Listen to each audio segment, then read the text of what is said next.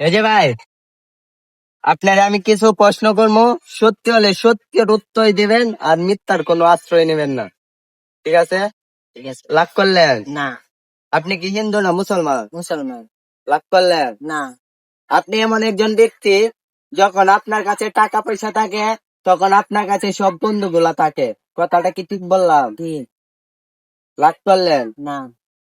যখন আপনার কাছে টাকা পয়সা কিছুই থাকে না তখন বন্ধু বান্ধব কেউ আপনার পাশে থাকে না, কথাটা কি ঠিক বললাম? ঠিক। লাভ করলেন? না। আপনি এমন একজন ব্যক্তি, ঘুমাইলে চোখে দেখেন না আর খাইলে ক্ষুধা লাগে না, কথাটা কি ঠিক বললাম? ঠিক। লাভ করলেন? না। একবার বলেন বিসমিল্লাহ, বিসমিল্লাহ। আরেকবার বলেন আলহামদুলিল্লাহ। আলহামদুলিল্লাহ।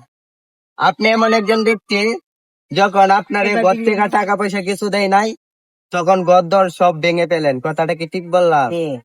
লাভ করলেন? না। তো সব কথা কি সত্যি হয়েছে? সত্যি। আপনাদের টাকা দিন।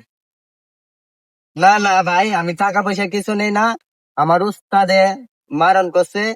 যদি এই সব কথাগুলো সত্যি হয়ে থাকে তাহলে মসজিদে দিয়ে দিবেন, ঠিক আছে? ঠিক আছে। লাইকা দেন।